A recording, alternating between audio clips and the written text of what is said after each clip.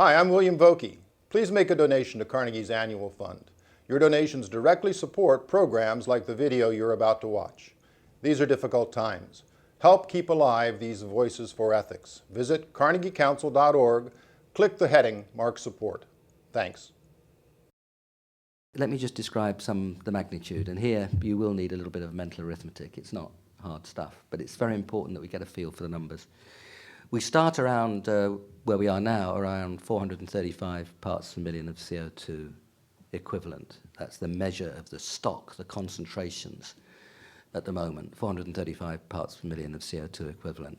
380 something of that is CO2, and then the rest is other greenhouse gases translated into CO2 equivalent. We're adding about 2.5 parts per million a year, and that 2.5 is rising.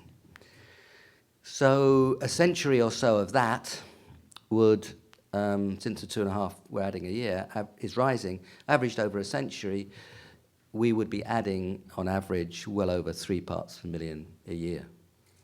So a century of that is a bit over 300. Add a bit over 300 to 435. If we didn't do much, at the end of the century, we'd be about 750 parts per million.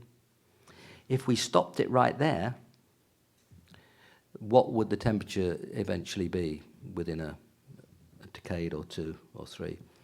It would be about probably around 5 degrees centigrade, roughly 50-50 probability of being above or below 5 degrees centigrade. All this has to be expressed in probabilities. This is a risk management issue. What does 5 degrees centigrade look like? Well, we're not sure because we haven't been there for about 30 million years as a planet. We've experienced 5 degrees below that quite often.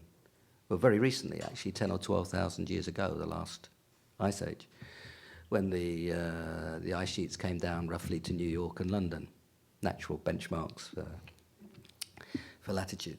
But where were people? Of course, there were quite a lot of people around 10, 12,000 years ago. People have been around 100, no, it depends how you count people, but 100,000, 200,000, depending on your definition of Homo sapiens, or depending on your definition of sapiens, I suppose. But 100, 200,000 years, humans have been around. We haven't seen 5 degrees centigrade for 30 million years. At that time, the Eocene period, the world was covered in swampy forests. Very little ice anywhere. 5 degrees centigrade below, we have seen much more frequently. And of course, both these things, 5 degrees up or 5 degrees down, transform where people can be. They rewrite the rivers, they rewrite the coastlines. Most of where we are as humans is shaped by rivers and coastlines. Southern Europe would probably look like the Sahara Desert. People would have to move. People would move on an enormous scale, just as they moved when 5 degrees centigrade lower. People haven't seen 5 degrees centigrade higher, nowhere near.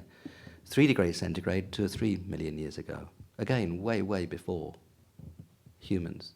So we don't really know how we would react to that, other than to be able to say where we could live and how we could live would be radically different.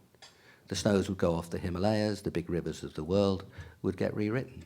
I mean, the big rivers of the world, in terms of the populations that they present, the big majority of them, not all of them, of course, but the big majority of them rise in a few hundred square kilometers of the Himalayas.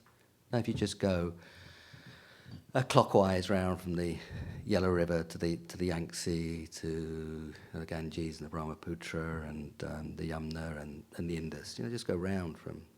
You're talking about rivers that are the main sources of water for countries with a couple of billion people, with 1 billion or so or more directly affected by those rivers. You would just rewrite where people would be, populations would move, and we'd have hundreds of millions, probably billions of people would move, and we'd have extended world conflict.